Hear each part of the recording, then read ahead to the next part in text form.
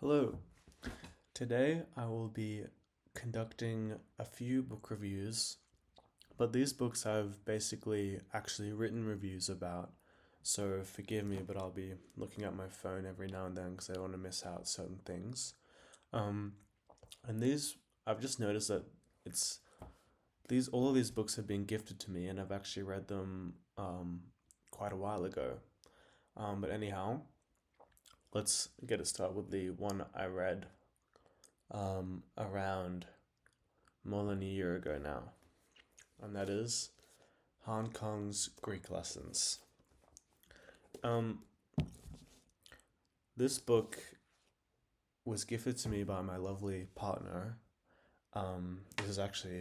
This is her copy actually, and um, I found this book to be absolutely um, mesmerizing, and it just really touched me.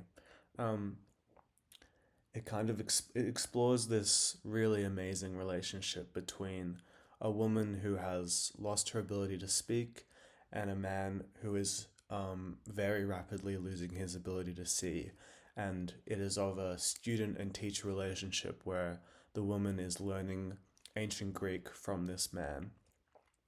Um, it is extremely um, kind of dreamlike in its prose. It is beautiful in its imagery, and it's extremely melancholy in its approach. Um, Kang in this book, I feel, kind of explores the kind of anxiety and frustration and violence of language, and how language cannot always be used to describe certain human sensations. So I feel like the reason why the woman has lost her ability to speak is because she can no longer describe the sensations she's feeling because of various traumatic events in her life through language. Language no longer kind of legitimizes or brings the right description to these experiences. Um, and I think that's the reason why ancient Greek, which is, of course, a dead language, a language of old, is used as a kind of that's where she can find solace, right? And this is kind of explored through kind of extremely violent and gory descriptions where it's described as if she has knives in her throat because she cannot describe properly um, the feeling that she has when when a child is taken away from her. I think it's son, I can't remember. Um, she can't describe that, and so she ceases to speak in itself. Um, it's kind of all about what I've been circling around, the limitations of the describing power of language. Thus, she tries to learn ancient Greek, which is a dead language, which kind of can escape these limitations as it is no longer in use within the context, um, within, contemporary context. That's how I kind of feel. That's what was my thing. Um, some other things I found to be really amazing in this book um, were how the kind of loss of sight is described through notions of um, and through imagery of like this kind of boundless atmosphere of snow slash darkness, where the man is slowly losing any ability to visualize color or shapes, and so his kind of sight is being enclosed upon by this kind of mass, not inherently evil, but a mass kind of darkness and snow. Um, Thus, the only time you can kind of visualize his old, relationships or his old family members or his old romance is through his dreams. Thus, instead of, you know, awakening from the darkness, he kind of instead of waking into the colorful visual world that we know, he awakes from that visual world into a scene of absolute darkness. Um, I also just want to point out that there are some really amazing descriptions because both of these characters, which is something I see in lots of books that I really enjoy, basically, when they feel the alienation and the kind of hopelessness of life, they walked in the city. And it's something I do all the time. It's something that comes up in many different books I read, where characters who feel isolated and alienated kind of try to find some sort of solace just by walking through the city.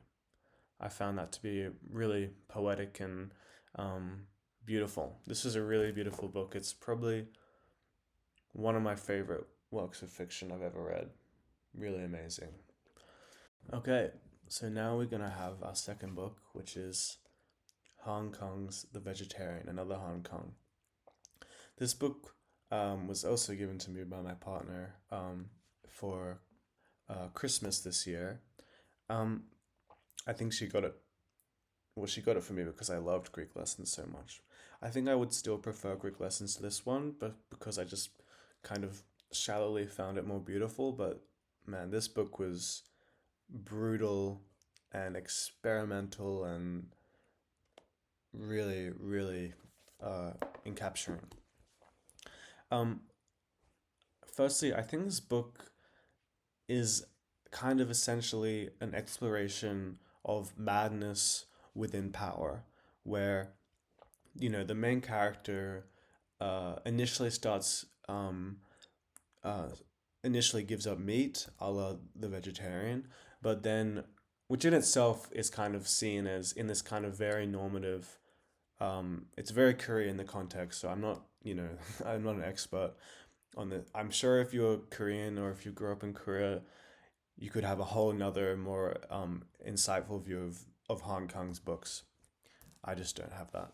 Um, but in this very normative society, giving up meat in itself is already a sign of this kind of abnormal, other, alien type of thing, unsettling to other people.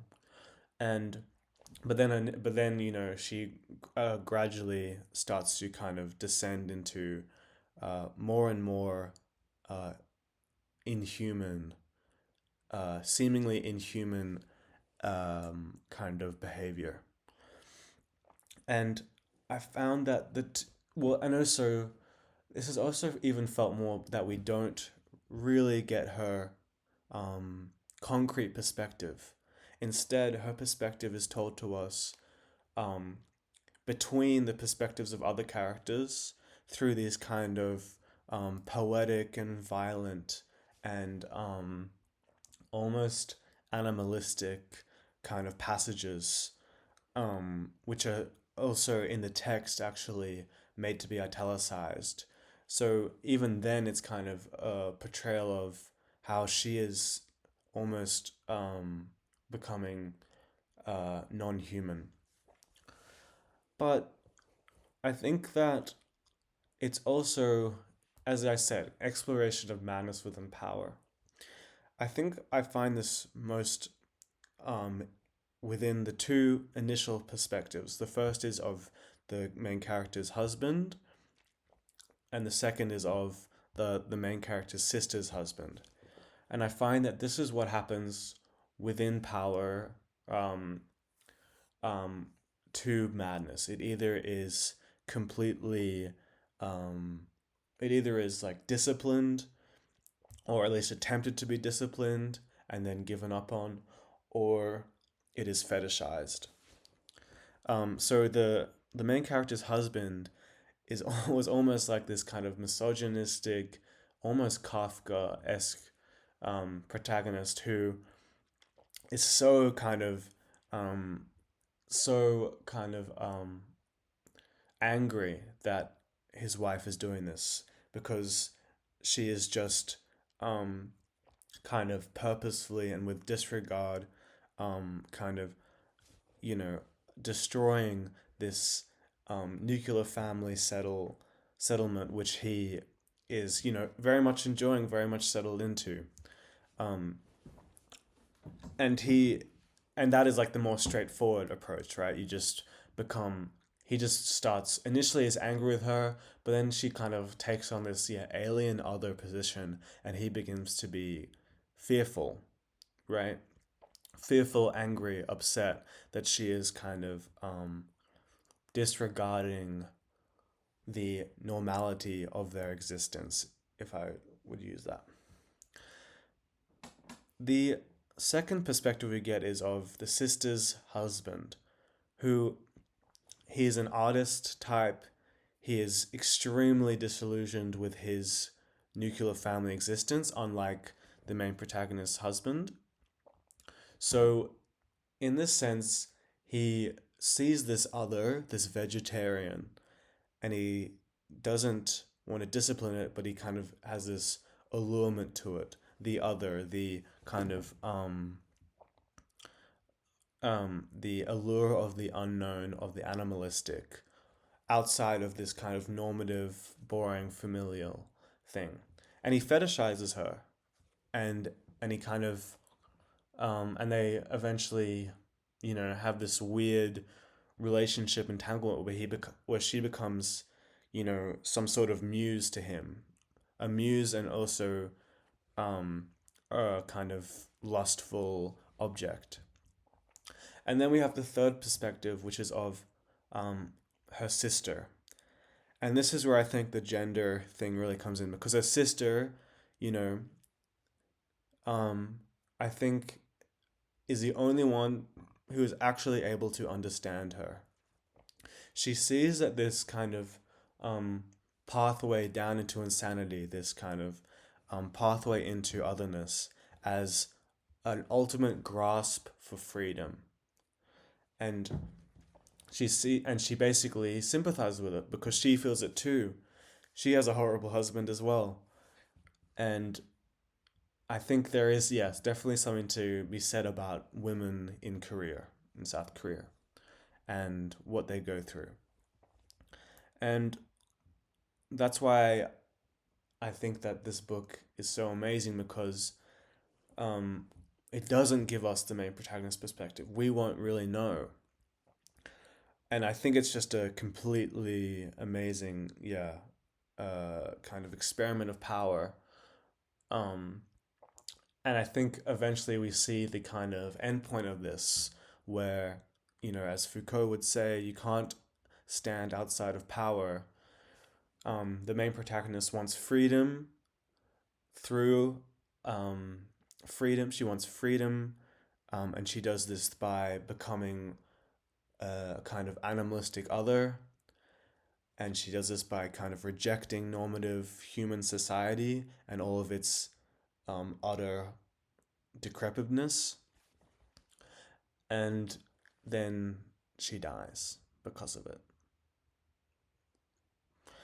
And I found that to be just haunting, that someone who is seemingly reaching for freedom can't find that freedom in normative life, so she finds it in nature and then in death. Really amazing. Really amazing. Okay, our next book is Shirley Jackson's We Have Always Lived in the Castle. Now that I picked this up, I realize it is quite almost similar to The Vegetarian, in that I guess that it just kind of portrays another woman alienation kind of madness type of narrative. But anyway, so this book I was given to by my mom, actually, because at the time I was kind of interested in gothic stuff. Not so much anymore, but still, I really love this book. Um, I thought it to be, at first I didn't really like it, because I was kind of found to be trapped in Mary Cat, our lead protagonist's kind of simplistic, childish point of view. But I also was kind of, I wasn't against Mary Cat. I was kind of along the side, alongside with her, where I was like, I hate these village people. Why have they kind of isolated these two daughters? I hate them. But I don't really like Mary Cat either. And so I was kind of like, oh, this book. But then I kind of realized that if you think that Mary Cat is completely reliable in her narration's perspective, the book is quite simplistic and kind of boring, but it's obviously not meant to be that way. She is a unreliable narrator, right? And through being an unreliable narrator, and through that knowledge, all of these kind of complexities and these questions and the speculation um, brings about, and this book becomes haunting and creepy and weird. Um, and like what I really kind of zeroed in on was that so Mary Cat has, this sister, right? Constance. And Constance is kind of seen as this kind of maternal, pure, loving sister to Mary Cat. But obviously, we're seeing this from the perspective of Mary Cat. So if Mary Cat is looking at Constance, she is this maternal, loving, smiling person. When Mary Cat turns her head, we don't know what Constance is. We have no idea. Constance could be kind of extremely scared of Mary Cat. She could be on tiptoes around her, anticipating this kind of murderous intent from Mary Cat, which is very much implied throughout the whole thing. All these village people who are incredibly cruel to Mary Cat. What do they know? You know, we'd never get these perspectives. We're literally trapped in Mary Cat's perspective. And that is where the kind of creepiness and the allure of this book comes around.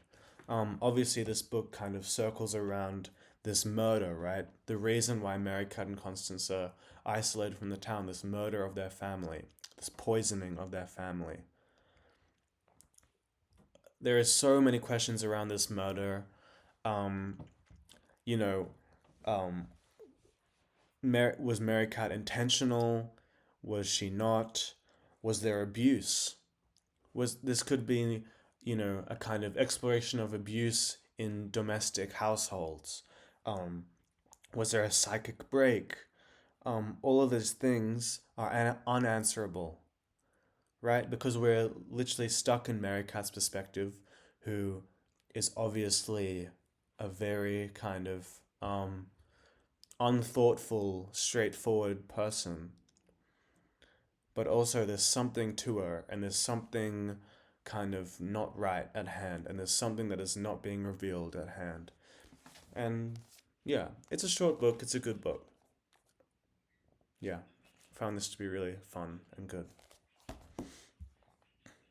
Okay, everyone, we've reached our final book.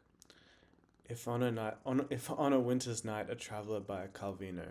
And I'll apologize, my cat's been a little grumpy today, and so um, I think this book was super important to me because it kind of kicked off the start of my recent um, reading journey, right? Um, Calvino is someone who I never thought I would like.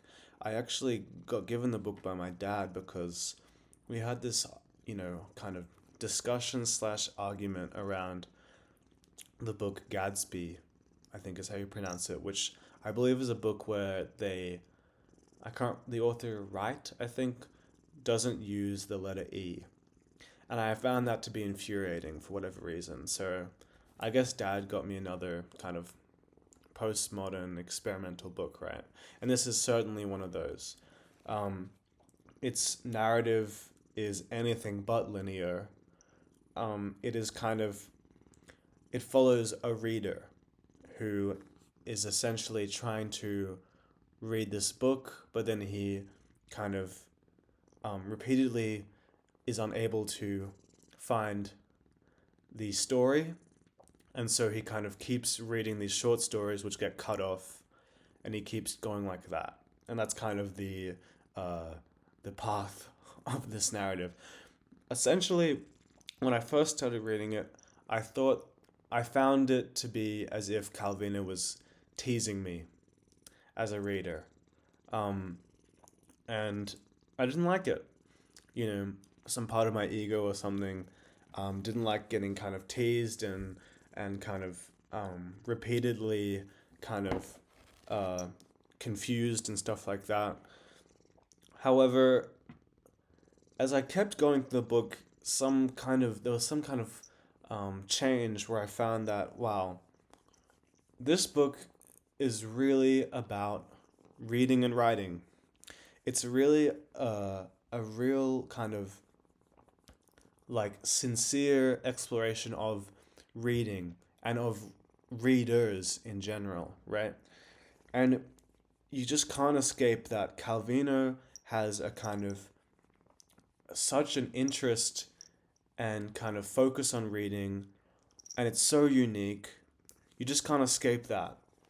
And so, for like a kind of postmodern, teasing, pretentious book, whatever, it's which I actually do like now, but um, it's very sincere in this kind of interest in reading. Um, a certain passage that I really enjoyed um, was when Calvino, or I guess the author or whatever, kind of describes readers as vampires, as these kind of haunting figures for the writer who will kind of suck up the kind of life force of the book and who will kind of be brutal in their review. Um, I thought that kind of, and that kind, I never thought of that kind of anxiety of a writer around readers and how they're going to interpret their book and what they're going to, take from it and create something new. I found that very interesting. And finally, one of the last pages of the book kind of talks about how um, certain books, a really good book is one which you can only read for a couple lines. You know, and I don't mean in the kind of like, shorts, TikTok brain type of you can't focus on it. I mean books where you can read it for, a line or two and you're like, wow, I need to go sit, and those kind of lines start this kind of transcendent stream of consciousness which kind of alters your being and alters who you are. I find that to be true in lots of cases where the reasons why some books are so hard and some books take so much time is because each line is so perfectly crafted that it will kind of send you off on a stream of consciousness which will change who you are. But anyway, that was my thoughts on Calvino's If on a Winter's Night a Traveler. I definitely would be interested in reading some of his other stuff. I've heard about Invisible Cities, but the premise of that doesn't interest me as much, but I would have said the same thing for this one. And here we are. So, yeah. Anyway, I think that'll be it.